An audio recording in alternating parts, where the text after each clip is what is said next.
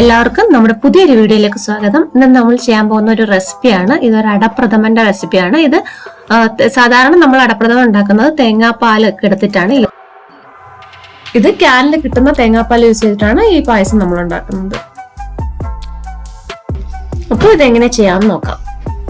ഇപ്പോൾ നമ്മൾ 25 പേർക്ക് ഉപയോഗിക്കാൻ പറ്റുന്ന രീതിയിലാണ് എടുത്തേക്കുന്നത്. അപ്പോൾ ഇതിന് വേണ്ടിയിട്ട് ഒരു 4 ടിന്ന് തേങ്ങാപ്പാലാണ് ഞാൻ എടുത്തേക്കുന്നത്. ഇപ്പോൾ ഇതൊരു 400 ml വെച്ചിട്ടുള്ള 4 ടിന്ന്. അപ്പോൾ ഓൾമോസ്റ്റ് 2 ലിറ്ററോളം വരും തേങ്ങാപ്പാൽ ഉള്ളത്. പിന്നെ ഇതുപോലെ തന്നെ അട ഓരോന്ന് 200 ഗ്രാമിന്റെ 2 പാക്കറ്റാണ് എടുത്തേക്കുന്നത്. പിന്നെ അതിനെപ്പോഴും ഇരട്ടിയായിട്ടാണ് ശർക്കര എടുക്കുന്നത്. നമ്മൾ എത്ര അടയാണ് ഉപയോഗിക്കുന്നത് അതിന് ഇരട്ടിയായിട്ടാണ് ശർക്കര എടുക്കേണ്ടത്. അപ്പൊ ശർക്കര ഒരു 1/2 കിലോയുടെ വീതം 2 എണ്ണം, അപ്പോൾ ഓൾമോസ്റ്റ് 1 കിലോ എടുത്തിട്ടുണ്ട്. അപ്പൊ ഞാൻ മൊത്തം ഇത് ഉപയോഗിക്കത്തില്ല, ഒരു ചെറിയ കഷ്ണം മാറ്റി വെച്ചിട്ട് ബാക്കി അപ്പോഴായിരിക്കും കറക്റ്റ് ആയിട്ട് മധുരം ഉണ്ടാവുന്നത്. അതല്ല, കൂടുതൽ മധുരം ഇഷ്ടമുള്ളവർക്ക് 1 കിലോ തന്നെ യൂസ് ചെയ്യാം. അതിനുശേഷം നമുക്ക് അട വേവിക്കാനുള്ള വെള്ളം വെച്ചു കൊടുക്കാം. അത് വെള്ളം നന്നായിട്ട് തിളക്കട്ടെ. വെള്ളത്തിന് പ്രത്യേകിച്ച് അളവൊന്നുമില്ല. നന്നായിട്ട് കുറച്ച് വലിയ പാത്രത്തിൽ നന്നായിട്ട് നമ്മൾ ചുവപ്പ് ചോറൊക്കെ വേവിക്കുന്ന അത്രയും വെള്ളം വേണ്ടെങ്കിലും എന്നാലും നന്നായിട്ട് വേവണം. അട നമ്മൾ കുറെ വേവുള്ള സാധനമാണ്. നന്നായിട്ട് വെന്തില്ലെങ്കിൽ നമ്മൾ പായസം ആക്കി കഴിഞ്ഞാൽ അതിങ്ങനെ ഭയങ്കരമായിട്ട് പിടിക്കുകയും ചെയ്യും. അപ്പൊ നമുക്കൊരു ടേസ്റ്റ് ഉണ്ടാകത്തില്ല. പിന്നെ ശർക്കര പിടിക്കുകയില്ല. ശർക്കര ഇട്ട് കഴിഞ്ഞാൽ പിന്നെ അട വേവുമില്ല. അപ്പൊ അതുകൊണ്ട് നമ്മൾ നന്നായിട്ട് വെള്ളം തിളച്ചിട്ട് നന്നായിട്ട് തന്നെ അത് വേവിച്ചെടുക്കാൻ ശ്രദ്ധിക്കണം. അപ്പൊ നന്നായിട്ട് തിളക്കട്ടെ.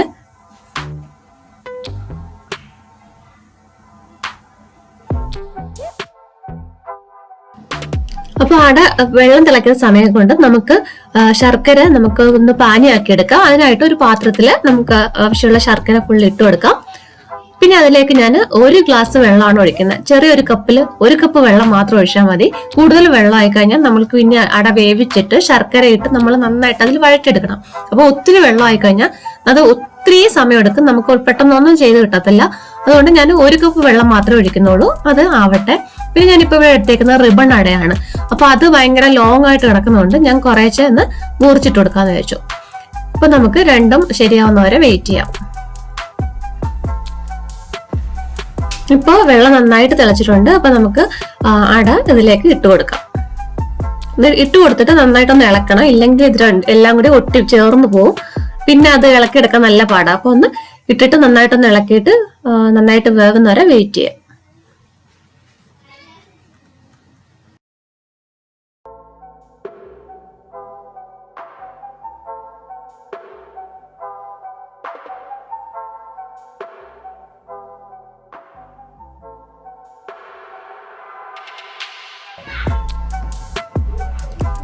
ഇപ്പോൾ ശർക്കര ഓൾമോസ്റ്റ് റെഡി ആയിട്ടുണ്ട്. എന്നാലും കുറച്ചും കൂടി ആയിട്ട് നമുക്ക് അരിച്ചെടുക്കണം.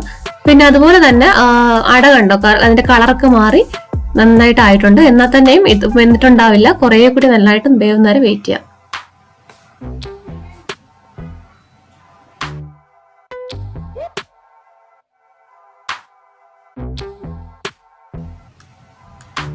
നമുക്ക് ശർക്കര അരിച്ചെടുക്കാം.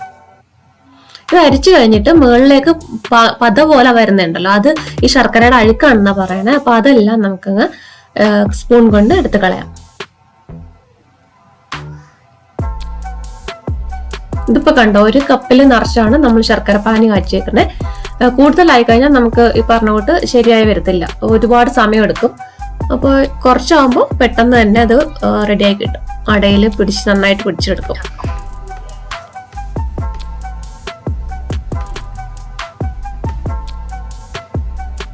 അപ്പൊ ഇടയ്ക്ക് അട ഒന്ന് വെന്തോന്ന് നോക്കിക്കോണം. അട വെന്തോന്ന് നമ്മൾ ചൂടോടുകൂടി നോക്കുമ്പോൾ വിചാരിക്കും അത് വെന്തോന്ന്. അപ്പൊ ഒരെണ്ണം എടുത്ത് മാറ്റിയിട്ട് അതൊന്ന് തണുത്തിട്ട് വേണം നമ്മൾ നോക്കാൻ. അപ്പൊ കറക്റ്റ് ആയിട്ട് മനസ്സിലാവും നന്നായിട്ട് വെന്തിട്ടുണ്ടോ ഇല്ലേന്ന്.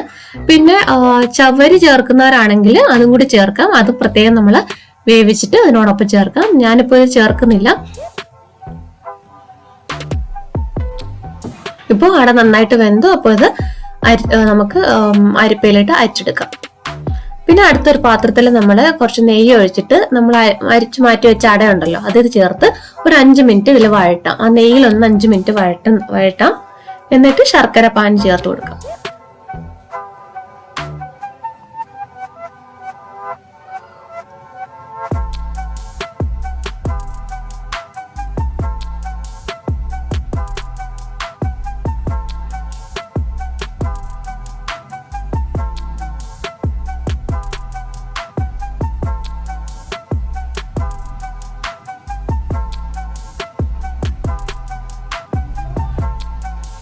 ഇനി നമുക്ക് ശർക്കരപ്പാനി ചേർത്ത് കൊടുക്കാം. ഇനി ഇതിൽ കിടന്ന് ശർക്കരപ്പാനിൽ കിടന്ന് നന്നായിട്ട് ഈ ശർക്കരപ്പാനി നന്നായിട്ട് ഈ അടയിൽ പിടിച്ചിട്ട് ഈ അടയുടെ കളറൊക്കെ നന്നായിട്ട് മാറണം. നല്ലൊരു ബ്ലാക്ക് കളർ ആവുന്നവരെ നമുക്ക് വഴറ്റി കൊടുക്കാം. നന്നായിട്ട് വഴറ്റി അതിന് നന്നായിട്ട് ശർക്കര പിടിക്കണം. ആ അടയ്ക്ക് തന്നെ ഒരു മധുരം ഉണ്ടാവണം. അത്ര രീതിയിൽ നമുക്ക് വഴറ്റി കൊടുക്കാം.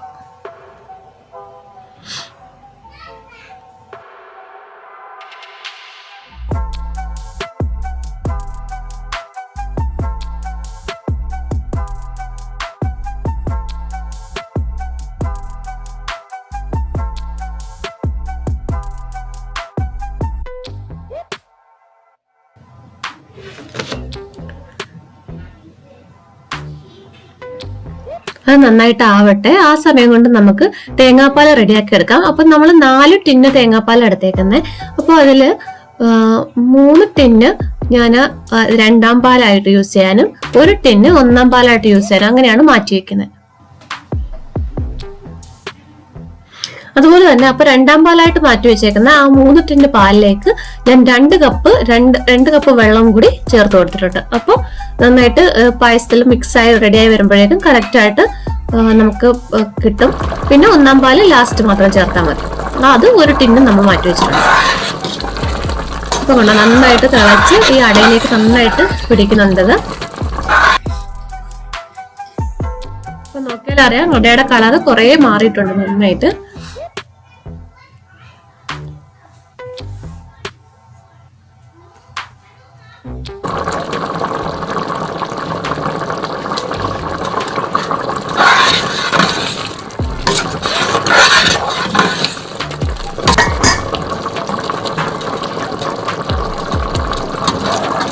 ഇനി നമുക്ക് ഇതുപോലെ നമ്മൾ 3 ടിന്ന് പാലും 2 കപ്പ് വെള്ളം ചേർത്ത് ആ മിക്സ് ഇതിലേക്ക് ഒഴിച്ചു കൊടുക്കാം. ഇതേ രീതിയിൽ കിടന്ന് നന്നായിട്ടൊന്ന് കുറുകി വരുന്നവരെ വെയിറ്റ് ചെയ്യാം. നന്നായിട്ടൊന്ന് തിളച്ച് കുറുകണം.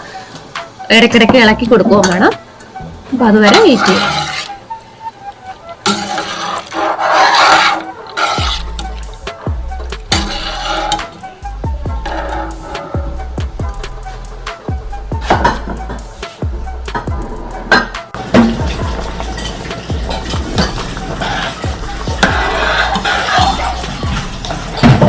നന്നായിട്ട് തിളച്ച് ഒരുവിധം കുറുകി വന്നിട്ടുണ്ട്. ആ സമയത്ത് നമുക്ക് ഏലക്ക ചേർത്ത് കൊടുക്കാം. ഏലക്ക അവരുടെ ഇഷ്ടത്തിന് ചേർക്കാം. പൊടിച്ച് വേണമെങ്കിൽ ചേർക്കാം. ഇതിപ്പോ ഞാൻ ഹോളായിട്ടാണ് ചേർക്കുന്നത്. പിന്നെ നമുക്ക് അതുപോലെ തന്നെ ചുക്കുപൊടിയും ചേർക്കാം. ഇപ്പൊ ഞാനൊരു 1.5 ടീസ്പൂൺ ചുക്കുപൊടിയാണ് ചേർക്കുന്നത്. അതൊക്കെ ഓരോരുത്തരുടെ ഇഷ്ടത്തിനനുസരിച്ച് ചേർക്കാം.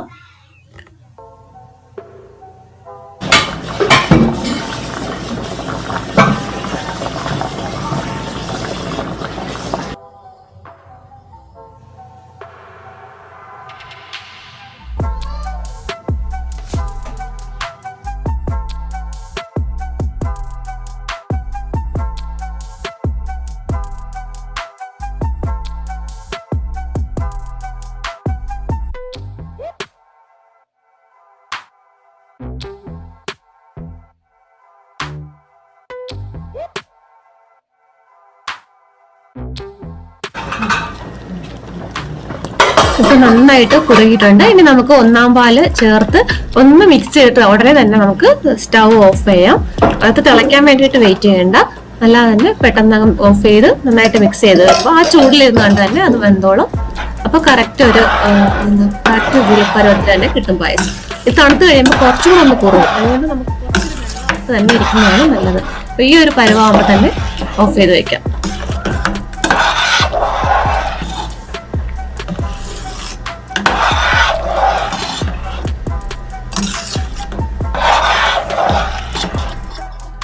നമുക്ക് ഇതിലേക്ക് കാഷ്നട്ടും റൈസിൻസും തേങ്ങക്കൊത്തും വറുത്ത് ചേർക്കാം. അതിന് വേണ്ടിയിട്ട് 2-3 ടീസ്പൂൺ നെയ്യ് അതിലേക്ക് പാനിലേക്ക് ഒഴിച്ചു കൊടുക്കാം. എന്നിട്ട് ആദ്യം കാഷ്നട്ട് വറുത്ത് മാറ്റാം.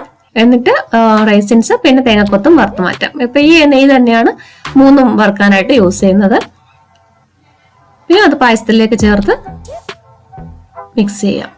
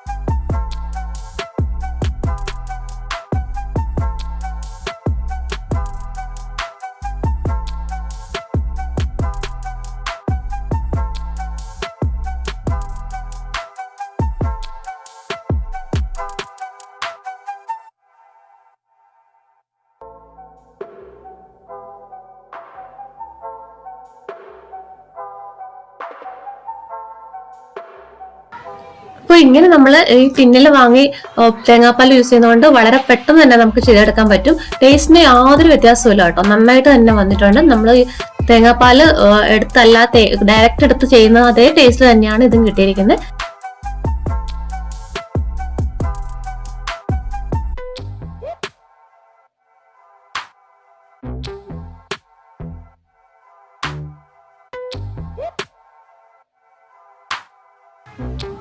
അപ്പോൾ നിങ്ങളും ഇങ്ങനെ ഒന്ന് ട്രൈ ചെയ്ത് നോക്കൂ. അപ്പോൾ വീഡിയോ ഇഷ്ടപ്പെട്ടെങ്കിൽ ലൈക്ക് ചെയ്യാനും ഷെയർ ചെയ്യാനും കമന്റ് ചെയ്യാനും മറക്കരുത്. വീണ്ടും നമ്മുടെ മറ്റൊരു വീഡിയോ ആയിട്ട് കാണാം. നമ്മുടെ ചാനൽ ആദ്യമായിട്ട് കാണുന്നവരാണെങ്കിൽ ദയവായി സബ്സ്ക്രൈബ് ചെയ്യൂ. അപ്പോൾ ഞാൻ ഇനി ഇടുന്ന വീഡിയോസിന്റെ നോട്ടിഫിക്കേഷൻ നിങ്ങൾക്ക് ലഭിക്കുന്നതായിരിക്കും. വീണ്ടും മറ്റൊരു വീഡിയോ ആയിട്ട് കാണാം. Thanks for watching.